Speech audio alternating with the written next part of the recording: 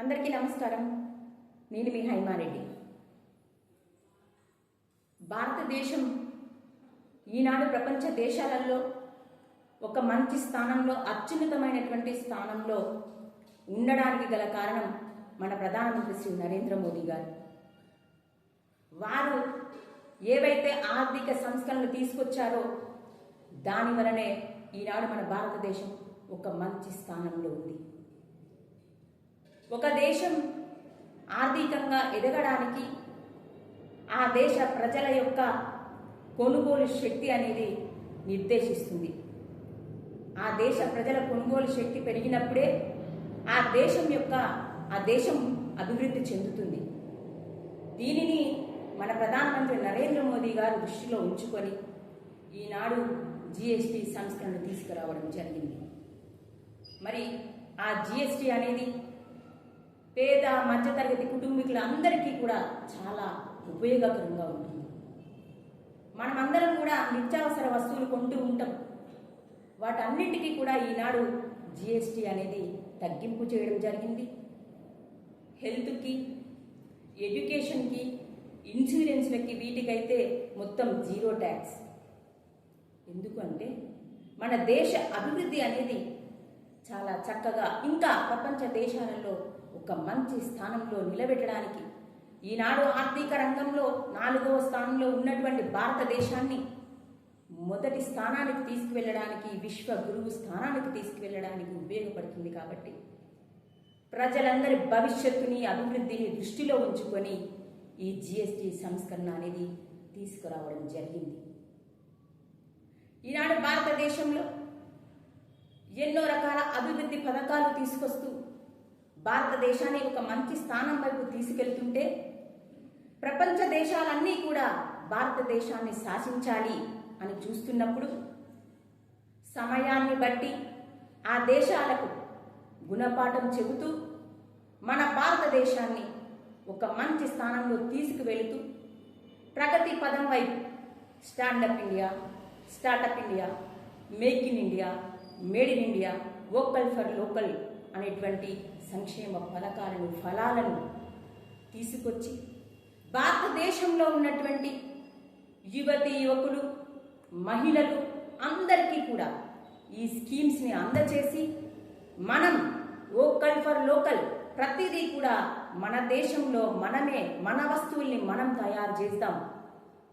ఎవరైతే యువతి, యువకులు ఉన్నారో వాళ్ళందరికీ కూడా స్టాండప్ ఇండియా, స్టార్టప్ ఇండియా కింద ఎన్నో కోట్ల రూపాయలు స్కీమ్స్, నిధులు ఇచ్చి వారికి స్టార్టప్స్ పెట్టుకోమని ఎంకరేజ్ చేస్తున్నటువంటి ప్రభుత్వం, కేంద్ర ప్రభుత్వం, భారతీయ జనతా పార్టీ, ప్రధానమంత్రి నరేంద్ర మోదీ గారు. మనందరికీ తెలుసు, కాంగ్రెస్ ప్రభుత్వం 60-70 ఏళ్ళు పరిపాలించినప్పటికీ కూడా భారతదేశ ప్రజల్ని కానీ, దేశ అభివృద్ధిని కానీ పట్టించుకున్నటువంటి పాపాన ఓలే.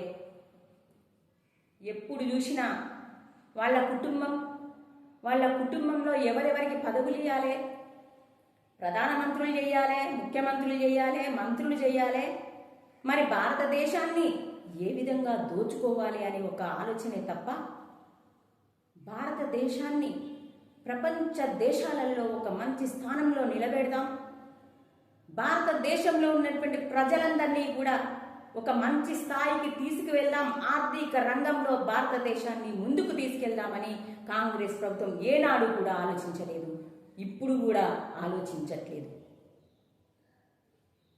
ఒకప్పుడు భారతదేశాన్ని ప్రపంచ దేశాలు ఇస్తే ఏమున్నదిలే, భారతదేశమే కదా అనేది.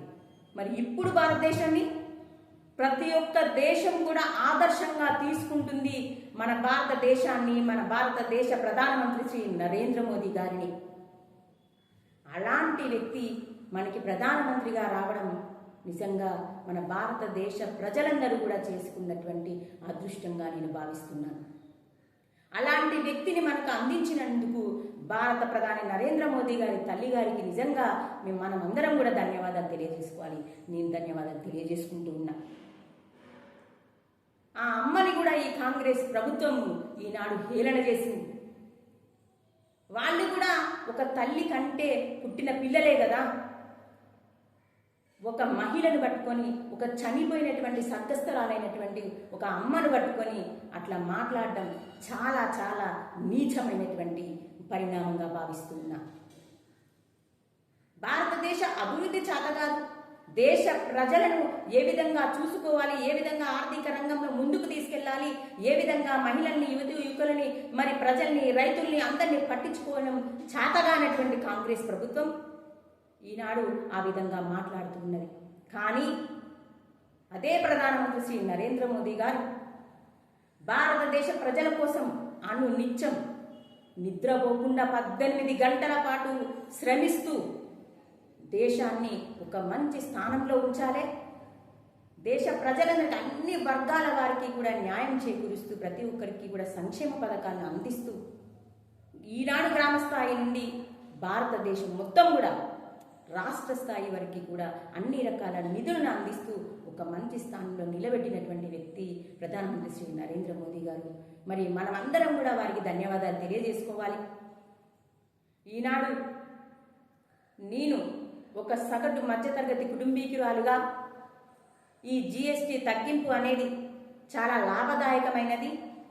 ఈనాడు ప్రధానమంత్రి నరేంద్ర మోదీ గారికి నా కుటుంబం తరపున జీఎస్టీ తగ్గింపుగా మరి ప్రత్యేకమైనటువంటి ధన్యవాదాలు తెలియజేస్తూ మరి భారత్ మాతాకి జై. అందరికీ నమస్కారం.